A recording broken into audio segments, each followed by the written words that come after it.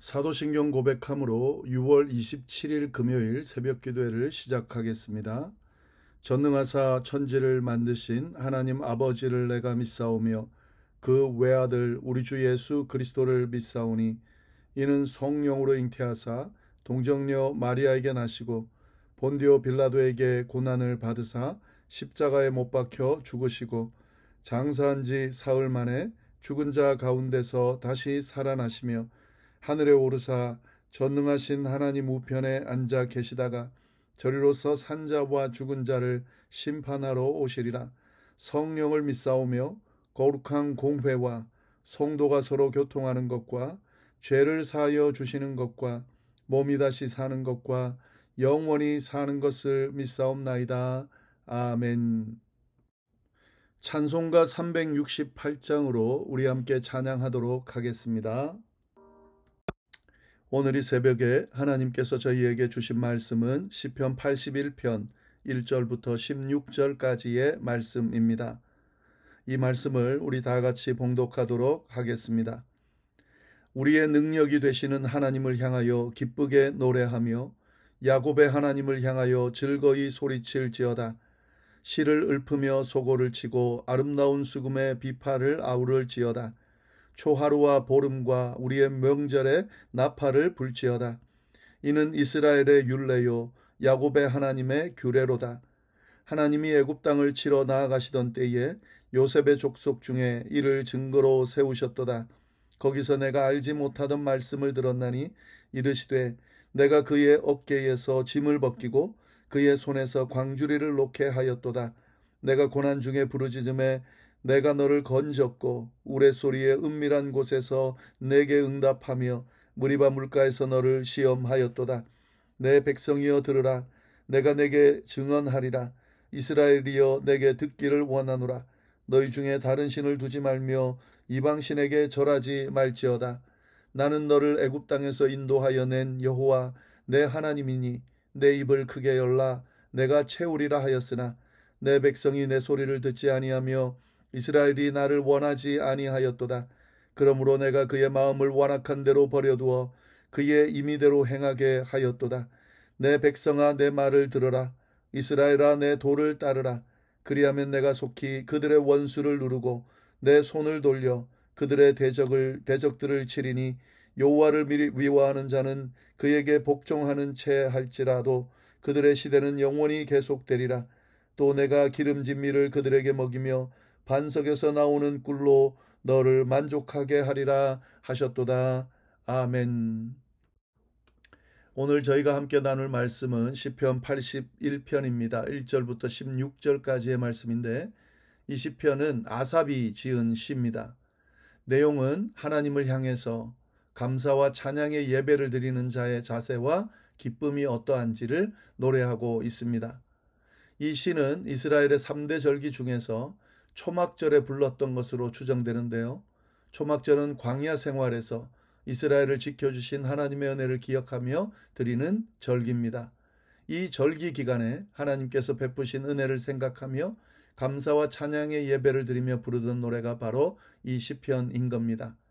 그러나 꼭 초막절이 아니어도 다른 절기, 그 절기에 불려졌던 그런 노래로 생각해도 되겠습니다. 어떤 내용인지 함께 보도록 하겠습니다. 먼저 예배에 대한 내용이 나옵니다. 1절부터 5절까지가 감사와 찬양으로 시작하는 예배에 대한 내용이 나오는데요. 1절 보시면 우리의 능력이 되시는 하나님을 향하여 기쁘게 노래하며 야곱의 하나님을 향하여 즐거이 소리칠지어다. 이렇게 시를 시작합니다. 하나님께서 우리의 능력이고 우리의 기쁨이 되신다 하는 거죠. 그 하나님을 향해서 찬양하라라고 지금 명령하면서 시를 시작하고 있는 거죠. 2절 실을 읊으며 소고를 치고 아름다운 수금의 비파를 아우를지어다. 백성들에게 피리와 수금과 비파와 같은 악기를 사용해서 하나님을 찬양하라고 권면하고 있는 겁니다. 이것은 단순히 악기를 사용해서 소리를 내는 정도가 아니라 마음과 정성을 다해 하나님께 찬양하라, 예배하라라고 하는 초청이 되는 거죠. 그러니까 이 시는 하나님의 백성들을 향해서 하나님께 찬양하라, 예배하라, 정성을 다해서 악기를 사용해서 진심으로 하나님께 찬양하라 라고 지금 권하고 있는 겁니다. 초하루와 3절 보름과 우리의 명절의 나팔을 불지어다. 예. 이스라엘 백성들의 절기를 이야기하는 거죠. 예. 이 절기에 나팔을 불어라 라는 거죠. 하나님께 예배하라는 겁니다. 예. 하나님께 찬양하라는 겁니다. 이스라엘 백성들의 절기, 초막절도 마찬가지입니다만은, 예, 이 절기들에게는 하나님께서 베푸신 구원의 은혜가 이 안에는 담겨 있습니다. 그러니까 이 은혜들을 기억하고 감사하면서 그렇게 보내는 시간들이 바로 절기죠. 예, 그러니까 이 절기에 하나님을 예배하라 라고 하는 것은 하나님께서 베푸셨던 은혜, 애굽의 노예로 있던 이스라엘 백성들을 출애굽시켜 주셨던 은혜, 광야를 지나가게 해주셨던 은혜, 약속의 땅으로 인도하셨던 그 은혜들이 있죠. 그 은혜들을 기억하면서 하나님 앞에 찬양하고 예배하라 라고 하나님께서 이렇게 명령하고 있는 거죠. 이 시편 기자가 이 시편을 통해서 이스라엘 백성들을 향해서 지금 하나님의 이 명령을 권면하고 있는 겁니다. 네, 4절 5절 이런 말씀이 있습니다. 이는 이스라엘의 율례요 야곱의 하나님의 규례로다. 하나님이 애굽 땅을 치러 나가시던 때에 요셉의 족속 중에 이를 증거로 세우셨도다. 거기서 내가 알지 못하던 말씀을 들었다. 예. 이는 이라는 것은 하나님을 찬양하는 것은 하나님의 은혜를 기억하며 하나님께 예배하는 것은 뭐라는 거죠? 이스라엘의 율례고 야곱의 하나님의 규례다 하는 거죠. 이건 무슨 말이냐면 하나님이 정하셨다는 겁니다. 하나님께서 이 백성들을 향해서 이렇게 찬양하라고 예배하라고 제정해 주셨다 하는 거죠. 이거는 하나님의 백성이라면 마땅히 하나님을 찬양하고 하나님께 예배해 드려야 된다라고 하는 것을 분명하게 이야기하면서 이스라엘 백성들을 향해서 하나님을 찬양하고 예배하라라고 지금 요구하고 있는 거죠. 하나님을 찬양하고 예배하는 것, 그건 우리 믿는 자들의 당연한 그런 하나님을 향한 우리의 응답입니다. 하나님의 뜻을 들어드리는 거고 하나님의 명령을 이행하는 겁니다. 이 시편 기자의 시를 통해서 우리에게도 이 말씀을 지금 하고 계시는 거죠. 그러면서 이제 6절 딱 넘어가면은 이 시편의 분위기가 전환이 되는데요. 이제 하나님께서 직접 말씀하신 부분이 시작이 됩니다. 6절 말씀 보시면 이르시되 내가 그의 어깨에서 짐을 벗기고 그의 손에서 광주리를 놓게 하였도다. 이르시되라는 건 하나님 말씀하시되 라고 하면서 말씀하십니다. 무슨 말씀하셨습니까? 어깨에 짐을 벗기고 손에서 광주리를 놓게 했다. 이건 뭐냐면 지금 이스라엘 백성들이 애굽의 고된 노예 생활을 하고 있던 장면을 지금 묘사하는 거죠. 그것으로부터 벗어나게 해주셨다라고 하는 거죠. 자유롭게 해주셨다 하는 거죠. 짐을 벗겨주고 광주리를 놓게 했다는 것은 자유롭게 해주셨다는 것을 비유적으로 표현하는 겁니다. 하나님께서 이 말씀을 하시는 겁니다. 하나님께서 직접 내가 너희들을 애굽의 그 고된 노예 생활에서 자유롭게 해줬다라고 지금 이야기하는 거죠. 그러면서 내가 고난 중에 부르짖음에 내가 너를 건졌고 우레소리의 은밀한 곳에서 내게 응답하며 무리바 물가에서 너를 시험하였도다. 너가 고난 중에 나에게 부르짖었을 때 내가 건졌고 우레소리의 은밀한 곳에서 너에게 응답했고 무리바 물가에서 너를 시험했다라고 하는 것은 이스라엘 백성들이 고통 중에 부르짖을 때에 하나님께서 응답하셨다라고 하는 것을 강조해서 이야기하는 거죠.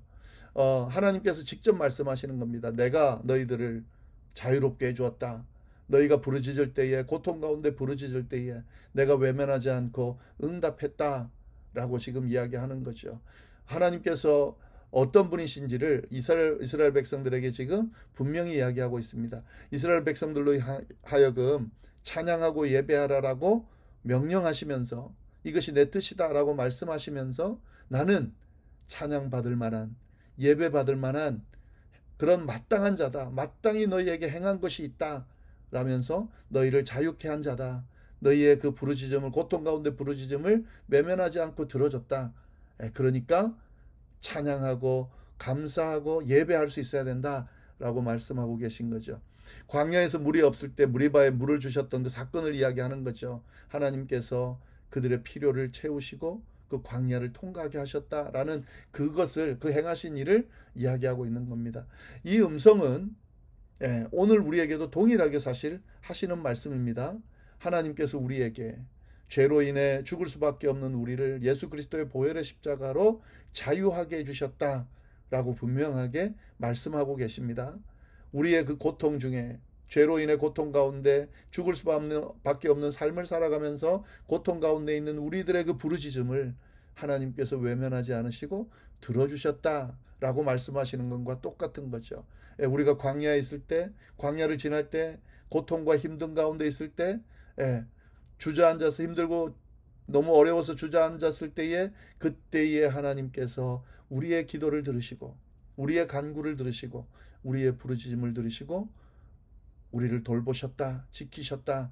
그러니까 하나님께 찬양하고 예배하라 라고 말씀하시는 겁니다. 또 아직 이루어지지 않은 것에 대해서 하나님께서 어떤 분이신지를 분명하게 알려주고 있는 거죠. 하나님은 우리의 고통을 아시고 우리의 부르짖음에 응답하시는 분이신 거로, 우리가 인생의 광야를 지날 때 힘들고 지치고 주저앉아 또 앉고 싶을 때, 그때 우리가 어떻게 해야 되느냐? 하나님을 바라보고 하나님을 의지하면서 과거에 베푸셨던 그 은혜가 오늘 우리에게도 임할 거고 미래에도 임할 거라고 믿고 그 하나님을 의지하면서 그 하나님을 찬양하고 예배하면서 하나님의 손을 꼭 붙들고 따라가면 하나님께서 이 이스라엘 백성들에게 베푸셨던 그 은혜를, 또 우리에게 베푸셨던 과거의 그 은혜를 오늘도 미래에도 베풀어 주실 거다라고 이 말씀을 통해서 우리에게 지금 하고 계신 거죠.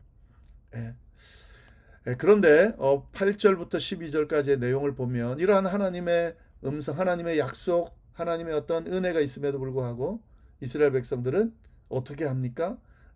슬프게도 하나님의 이 말씀을 온전히 적용하지 않는 또 불순종의 모습을 보여줍니다. 지금 계속 아사베 시를 우리가 살펴보는데 이 패턴으로 계속 가고 있습니다.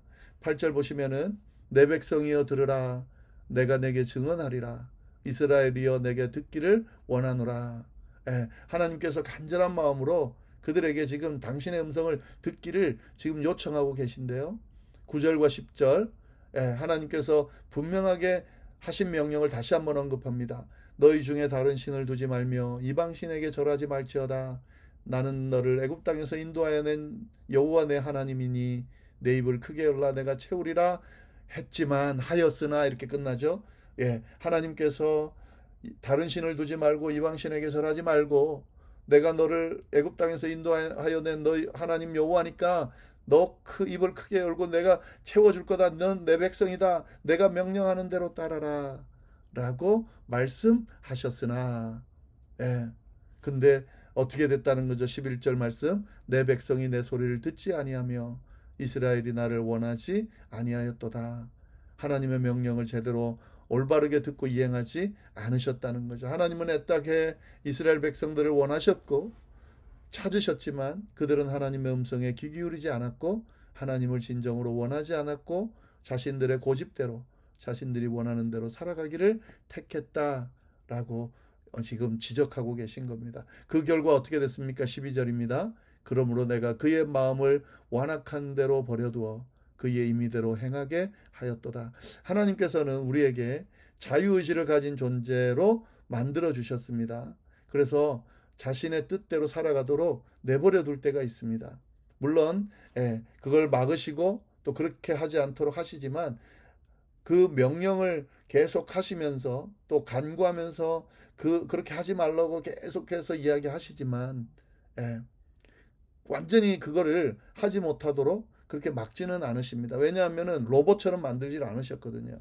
그래서 꺾지는 않으셨어요. 그런데 이런 이스라엘 백성들이 하나님의 이 간절한 요구에도 불구하고 하나님의 그 마음에도 불구하고 이 자유의지를 하나님을 따르는 것으로 선택하지 않고 결국 아담과 하와가 그랬던 것처럼 죄에 어떤 물들었기 때문에 그런 거죠. 하나님을 버리고 하나님의 뜻을 따르지 않고 완악한 길로 행했다. 그래서 하나님이 그것을 그냥 내버려뒀다라고 하는 표현이 하나님의 손에서 벗어나게 했다는 것. 사실 이게 심판이죠. 이게 지금 하나님께서 사실은 원하지 않지만 이들의 그 완악함 이런 것들을 바라보면서 안타까운 마음으로 그러지 말아야 되는데 라고 하면서 그냥 지켜본 거죠. 사실은 이런 상황이 됐다라고 하는 것은 굉장히 안타까운 일입니다. 그들이 빨리 돌이키고 하나님의 이 절규하는 음성을 듣고 회복이 됐어야 되는데 그렇지 못해서 불순종하는 길로 갔다라고 하는 거죠. 그런데 그럼에도 불구하고 하나님께서 이렇게 내버려 두심은 완전히 버리심은 아닙니다. 하나님은 여전히 그들의 회복을 원하고 계십니다. 13절 보면은 하나님의 그 안타까운 마음이 잘 드러나 있는데요. 내 백성아 내 말을 들으라. 이스라엘아 내 도를 따르라. 지금 그 반대대로 길로 가고 있는 심판의 길로 가고 있는 그들을 향해서 하나님이 지금 간절하게 외치고 있는 거죠. 내 백성아 이스라엘아 제발 내 말을 듣고 내 도를 따르라. 14절 15절에 보면 그렇게 따르면 어떤 축복이 있는지 언급하고 있죠. 그리하면 내가 속히 그들의 원수를 누르고 내 손을 돌려 그들의 대적을 치리니 여호와를 미워하는 자는 그에게 복종하는 자 할지라도 그들의 시대는 영원히 계속 되리라. 하나님이 그들의 모든 원수를 물리치실 거라는 거죠. 하나님의 말을 따르고 하나님의 뜻을 따르면 길을 따르면 하나님께서 원수들을 물리치고 그 따르는 이스라엘 백성들을 영원히 번성하게 하셨을 거라는 거죠. 하나님의 보호하심과 인도하심 속에서 계속해서 누리던 그 평화와 번영을 누릴 수 있을 것이다. 그런데 이들이 그거를 모르고 그렇게 원하는데도 불구하고 하나님의 뜻이 아닌 다른 길로 가게 됐다라고 안타까워하면서 계속 다시 이 사실을 상기시키고 있는 거죠. 마지막 16절에 하나님께서 준비하신 가장 좋은 것으로 그들을 먹이셨을 거다라고 하면서 다시 먹일 것을 지금 약속하고 계신 거죠. 또 내가 기름진 말을 그들에게 먹이며 반석에서 나오는 꿀로 너를 만족하게 하리라 하셨도다. 어떻게 하면요? 하나님의 말씀을 듣고 하나님의 길을 따르면 가장 좋은 밀, 이거는 이제 풍요와 만족을 이야기하는 거죠. 바위에서 나오는 꿀, 반석에서 나오는 꿀은 불가능한 상황에서도 하나님께서 놀라운 은혜를 베푸실 거다라고 하는 의미가 있는 거죠.